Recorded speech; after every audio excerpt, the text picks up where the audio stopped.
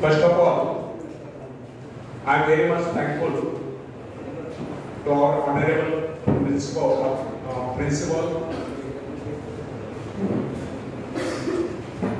and our head of the departments, Pawar sir, and his colleagues, that they have given me an opportunity to deliver motivational speech to this first year youth. Myself, Dattatreya Ahir, I am the retired principal of government IT. Basically, I am electrical engineer. I have been worked as an electrical engineer at Koyna hydroelectric project for 2 years. 1 year at Chandrapur thermal power station. Then after I joined to government technical college and worked as a lecturer for 13 years. Meanwhile, I appeared to the exams of the Institution of Engineers and get the degree of AMIE, is Associated Member of the Institution of Engineers by self-study. And on that basis, I faced to MPSC and get selected as principal and worked as a principal for 22 years. And after prolonged service of 38 years, I retired in August 2019. And this is my hobby to deliver motivational speeches to Indian. So, today, I am speaking on prosperous thoughts, means समृद्ध विचार. और उसके बाद मराठी में मैं आपका जो topic दिया है सर ने वो देने वाला हूँ. तो फ्रेंड्स, पहले एक शेर सुनाता हूँ. उठा धनुष तू प्रहार कर, उठा धनुष तू प्रहार कर, तू सबसे पहली वार कर. अग्नि सी ददक ददक, हीरे सी चमक चमक, सिंह सी दहाड़ कर, तू शंख सी पुकार कर. और अग्नि सी ददक ददक, हीरे सी चमक चमक, सिंह सी दहाड़ कर, तू शंख सी पुकार कर, तू सबसे पहला प्रहार कर, तू सबसे पहली वार कर. रुके न तू, थके न तू, झुके न तू, थमे न तू. रुके न तू, थके न तू, झुके न तू, थमे न तू. तू सबसे पहला प्रहार कर, तू सबसे पहली वार कर. धन्यवाद.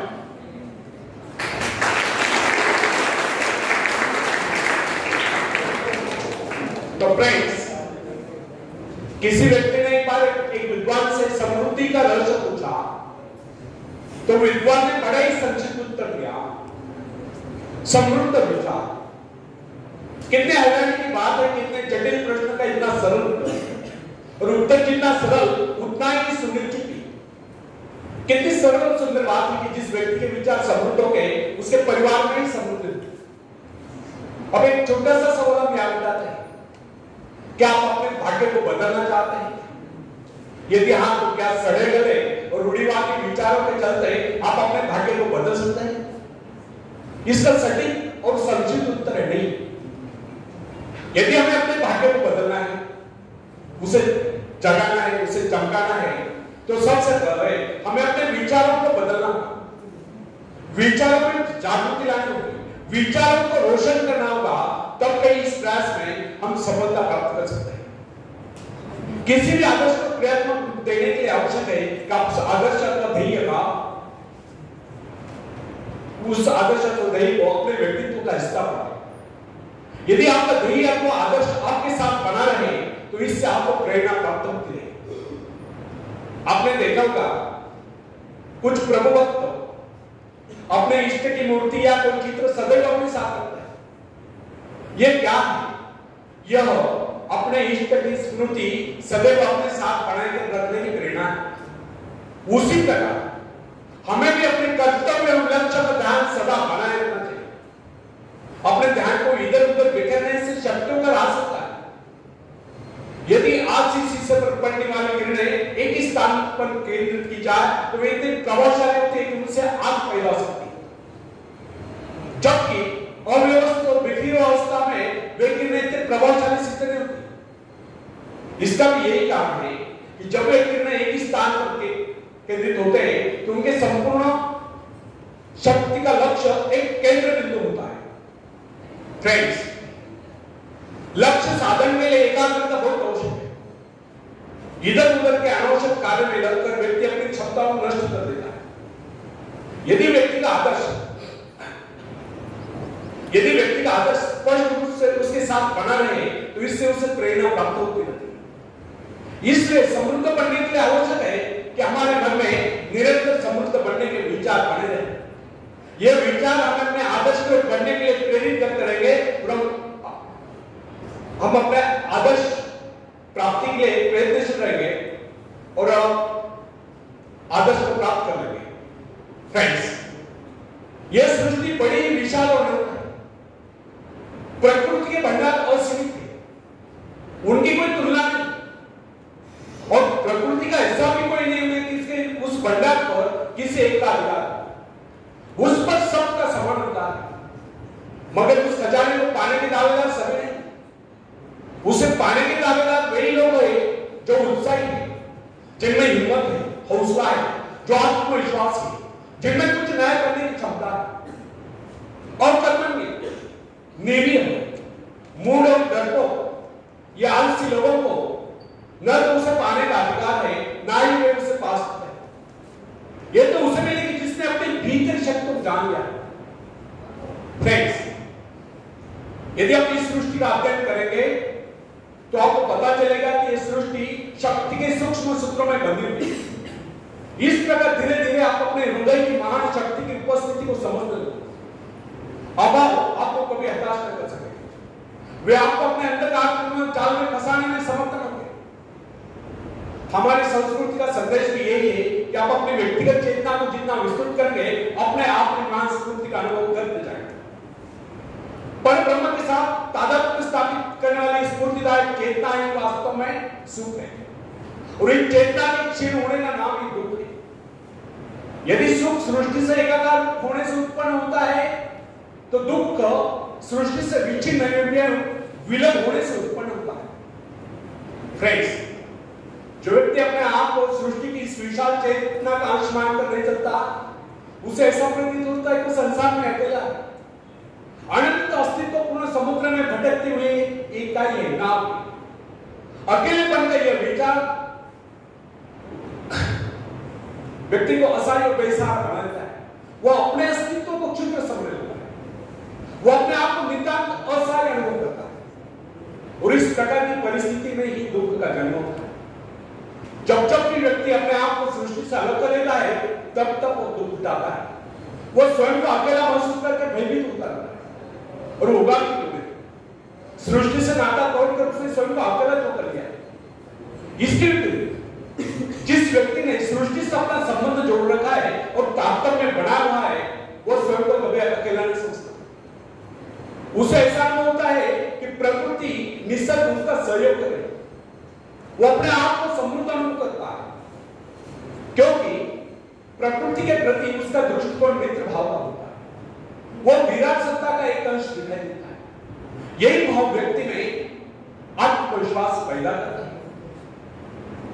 आत्मविश्वास क्या है? अपने भीतर मौजूद शक्ति का एहसास ही आत्मविश्वास है। जो व्यक्ति अपने आप को सृष्टि से अलग कर लेता है, वो आत्मविश्वास से ही रहता है। उसे प्रकृति के प्रति कभी स्नेह भाव नहीं होता है। वो प्राकृतिक प्रक्रिया को अपरिचित और अपने प्रति षड्यंत्र मानता है। ऐसी स्थिति में प्रकृति के अनंत धनुषों, अनुपम सौंदर्य एवं समाप्त न होने वाले खजाने उसके लिए नहीं रहते। जिसे स्वयं पर विश्वास नहीं होता, वो किसी पर भी विश्वास नहीं करता। उसे ऐसा लगता है कि सब उसके दुश्मन हैं, सब चाही चाहते। अब आप ही बताइए, कैसा व्यक्ति अपने आप को समृद्ध कैसे कर सकता है, जिसका अकेलापन और अविश्वास उसमें हीन भावनाएं पैदा करते हैं? ऐसा व्यक्ति कभी भी अपने भाग्य का निर्माण नहीं कर सकता। फ्रेंड्स,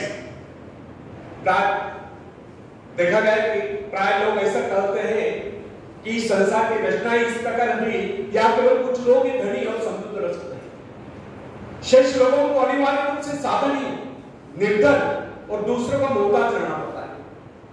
उनके विचारों में सृष्टि में सुख समृद्धि के साधन सीमित होने के कारण सभी लोग समृद्ध नहीं रह सकते। उनका यह विचार है कि यह संसार एक प्रतिद्वंदिता है, स्पर्धा है, और जो उसमें सफल हो जाता है वही दुख और कष्ट हुई, परंतु हमारा ये कहना है कि इन लोगों के ऐसे विचार अनुभवहीनता और अज्ञानता के कारण प्रकृति ने तो अपने भंडार सभी के लिए खोल रखे। आप ऐसा क्यों सोचते कि आप भाग्यहीन है और भाग्यहीन ही रहो? इस प्रकार की मिथ्या धारणा का आधार यह हुआ, जब प्रभु ने इस सृष्टि की रचना की तो मनुष्य के लिए एक साधन नहीं था, परंतु ऐसा सोचना कदापि उचित। वस्तुतः प्रभु ने इस सृष्टि को अत्यंत संपन्न और प्रकार से पूर्ण बनाया। मनुष्य की आवश्यकताओं की पूर्ति की सभी पदार्थ इस धरती पर उपलब्ध है। यदि कोई इस निधि का प्रयोग नहीं कर पाता है तो उसमें उस सृष्टि निर्माता का क्या दोष? विधाता ने तो अपनी रचना संपूर्ण बनाई। यदि कोई इसे ग्रहण करने में असमर्थ है, आनाकानी करता है, आलोचना में पड़ा रहता है, तो वो जगन्यता क्या कर सकता है? फ्रेंड्स, कहावत प्रसिद्ध है, आप घोड़े को पानी तक ले जा सकते हैं या पानी लाकर घोड़े के सामने रख तो सकते हैं, परंतु उसे पीने के लिए विवश नहीं कर सकते। यदि घोड़े को प्यास लगे है तो पानी पीकर प्यास तो उसे शांत कर दे। अपनी गर्दन को झुकाकर पानी में मुंह तो उसे डालो। प्रकृति को दोषी कराने में वास्तविकता में कितनी भिन्नता है, इसका एक उदाहरण है। अन्न जीवन की सबसे आवश्यक वस्तु है।